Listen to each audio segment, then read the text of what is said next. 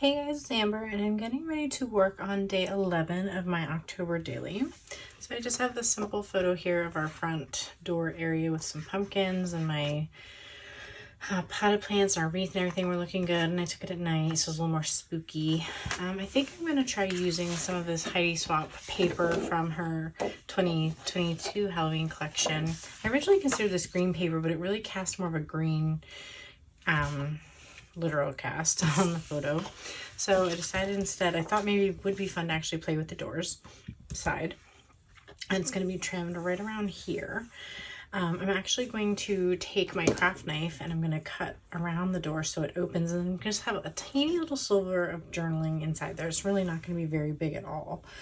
And inside there, I think I just wanted to have like a tiny little stamp that says October Stories, maybe have a couple little pumpkins just for fun, and then just a little handwritten note. I wasn't even going to worry about typing anything up. So I'm just deciding what color I want to do. I was going to play off the blue pumpkins that I've got outside. They're reusable ones. Normally I add my own orange and white ones. This year I just got very behind in decorating and I knew we were going to be gone for Halloween, so I didn't even buy any this year. But I'm debating either the broken china or the speckled egg. Both would look really good and there's tones of both in there. The speckled egg is one that I just got, but I'm kind of think I'm leaning more towards the broken china just so it's a little bit of a brighter pop. But I did pull both out so that maybe I could do like one for each pumpkin. So these are the Halloween stamps from Ali Edwards that came out this year. So I just wanted to show you all of that. So since there's really not that much to do, I really just need to trim out this paper. I need to mount it to the back of day 10. It'll be left facing. Yeah. And I wanted to also do that for day 11 because the door will open this way. So I'd rather not have it that be where the rings are. I don't know, it just made more sense to me in my head. So before I trim the paper, I thought it would be a good idea to go ahead and cut the door open, and then I'll just use like a bone folder to help fold that. I was debating doing a bigger spot, like the whole doorway area, but I think it would make more sense just to keep it at only the door part. So I'm gonna this is a magnetic ruler with my cutting mat here. So like I said, I'm trying to decide how closely to the door I want to keep it or if I want to use the whole frame. But I think I will get started on my slow cuts. I'll probably speed through this so that I can get my head really close. I'm going to have to pull it towards me more and you might not see it quite on camera as well. So I'm just kind of zooming through here, making a couple quick cuts. Just took my time, tried to make sure that the ruler was nice and straight and that the photo didn't move or anything because I was only using that one magnetic ruler. Where the corners met, I just made sure I flipped it over so I could see a little bit easier on the back side where to make sure that they met up okay, and that worked out really well. So I just took a little tool that I have from Cricut to help push the photo in. I didn't want to put it on like an actual tool to try to bend it over. I just used my fingers, used the tool to get a nice crease, and then I also flipped it over and creased it again on the other side, just trying to get it to have a nice stiff crease there. Then I'm going to cut some basil cardstock there. I debated doing it on the textured side or the smooth side, but I decided to go ahead and do it on the textured side.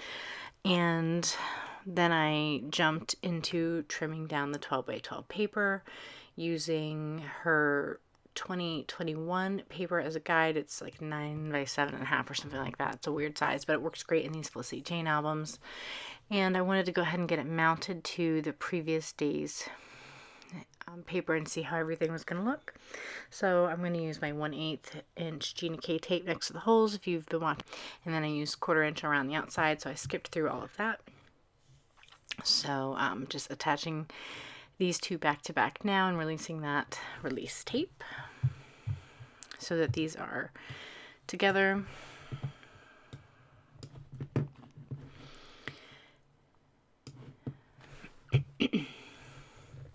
And I'm just using my scissors to trim any uneven edges that don't perfectly line up. For the most part, they were pretty close, but that's how it is when you're hand cutting. I haven't been putting these on the trimmer. So next I'm going to get ready to work on this stamped piece on the inside. Just grabbing a little pencil and just putting really small corners so I can see how much room I have to stamp. So I'm grabbing over my Tim Holtz stamping tool, and I'm going to use that October Story stamp like I had mentioned. Then I'm going to use the pumpkin a couple times as well. And I'm going to end up in both colors just to help mix it up a little bit. So I'm just lining up that October Story stamp across the top there, and I'm using the Broken China ink. Just going to need to ink it up twice since it is that textured basil, and that was enough to cover it. Just using paper towel to wipe off the ink, and then a little bit was still left on there, so I grabbed a little bit of the ink remover spray and wet the paper towel down and just clean the rest of that off. Now I'm grabbing the pumpkin off of that stamp set, and I'm going to do the speckled egg twice on the outside along the bottom. I'm kind of like creating a row of pumpkins, so I'm going to have to stamp them twice as well and wipe those off. I wanted to just move it over. I didn't want to accidentally smear some ink. So I'm just going to put 2 speckled eggs on the outside, and then I'll do one more Broken China pumpkin kind of in the middle between those. Just trying to, for a little bit of variety, playing a little bit with the stamps, playing a little bit with my new inks as well. Just since I've been working on purchasing a bunch of new Distress Oxides lately. So getting all that finished up. That one got a little bit more filled in, but it's going to be behind a little hidden doorway, so I'm not super worried about it.